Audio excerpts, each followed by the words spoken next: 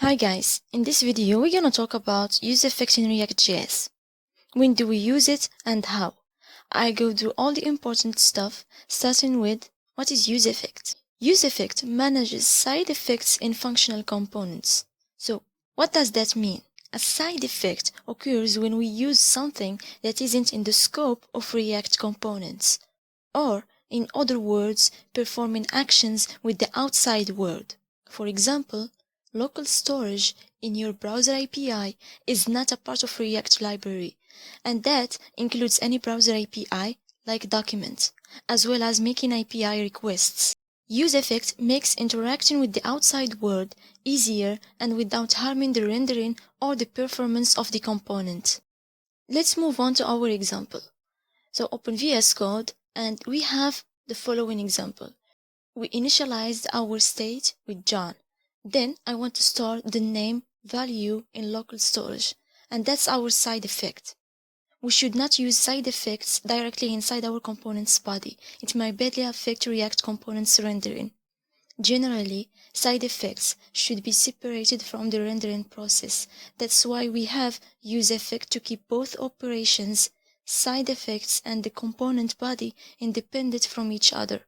So let's comment that. Let's call UseEffect and use it. UseEffect takes two arguments. The first argument takes the side effect logic. The second argument is used for dependencies. I'll start only with the first argument using a narrow function. We will see the dependencies later in this video. And within this, let's console log I'm inside UseEffect.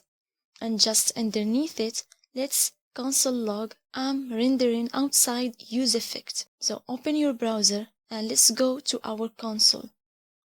As you can see, in the console, outside UseEffect run first, then the console log inside UseEffect. And this will always be called after the component renders. So I use this example just to show you when UseEffect renders. So let's move on to our first code example. Let's uncomment those. Here we have a pretty basic HTML form where we will type a name. When the user types his name, the state will change and we will have a re-rendering. And within UseEffect, console log the name. And let's check out the result. So go back to your browser and as you can see, I'm outside was printed first, then the name. Let's change the name and see what happens. See, for every character I type, React re-renders, and after every re-render, UseEffect will be called. So when I type N, React will be re-rendered, and then A, then D, etc. No matter how much I type, UseEffect will always be running after every time React renders. Maybe it's good, but sometimes you might want to only render UseEffect once. And to do so, we will add a dependency, which is an optional array of dependencies. It is the second argument I told you earlier. This dependency is used to control when you want the side effect to run. Is it only once or when a specific value changes? So if we do this, an empty array, it will run UseEffect only once after the first render. So let's see that. Go back to the browser, refresh the page, and as you can see in the console, only I'm outside is running and we only have the name typed once. If we try and change the input here, it's not re-rendering every character just like the first time. So the name was typed only once, not on every re-render. Next, I'll copy this and paste it once. I will change the value and also the function within the onChange event to set job. We are getting an error here because we don't have the function setJob yet. We didn't create the state. On the top here, add another state, const job setJob and useState, and set it to job number 1. Let's add another UseEffect and console log the job. And let's remove the empty array, the second argument. Going back to the browser, change the name And as long as I change anything in the name field, both name and job are re-rendering. The same thing happens when I change job. See? Which is not good. I don't want both of UseEffects to re-render whenever I change or touch anything. At the same time, I don't want UseEffect to only run once when I use the empty array. React has a solution for that using the dependency array. We'll add, once again, the brackets, and within the brackets, you specify when UseEffect will run. Here, if we put name, this exact UseEffect will only re-render if we change the name. Let's try that out. So in the browser, change the job. And as you can see, only job is printed here. There is no sign of name. Now let's change the name. Now the name's UseEffect is working, as well as job's UseEffect, because we didn't set a value for the dependency array. If we add it now, the second UseEffect won't be executed when we change the name. And there you go. Only name is being typed out in the console. So that's the role of the dependency array. It checks if a value has changed between renders. You should always use a dependency array to specify when UseEffect should run. Otherwise, it will run after every re-render, especially if your application gets bigger. You might have multiple UseEffects. You don't want all of them to run without needing that. And for some cases, you might have an infinite loop. So to recap, we use an empty array when we want to execute the callback only once. The side effect will only run once, no matter what you change after the first render. We use it, for example, to fetch data. You only need to fetch data once.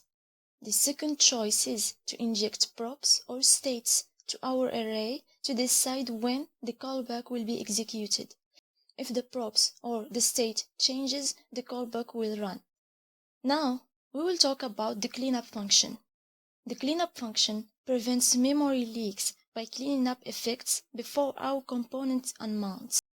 To see how this works, we will remove this UseEffect and leave only one UseEffect and try our cleanup.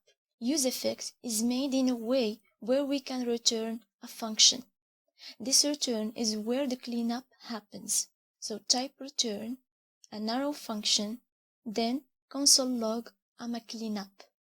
So if you notice in the console, I'm a cleanup always runs first, followed by the actual functionality within UseEffect. So as you can see, we have I'm a cleanup, and then the name, I'm a cleanup, the name, etc. Let's see a real-life example when the cleanup is useful. So within this UseEffect, we will use setInterval. Remove both of console logs, and let's set let interval equals to setInterval. And within the arrow function, set count to count plus 1. We want it to run every 1 second. So 1000 milliseconds equals to 1 second. And let's declare our state. So const count set count and initialize it with 0. For the dependency, I'll say empty array.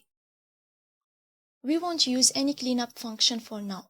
Let's take a look at our console. The console logs every 1 second any value that count ever had. However, we only need to log the latest count, not the new value and all the previous ones. To do so, we will use a cleanup function to clean up the interval. We will also use the cleanup function because setInterval won't stop running when we navigate through the application.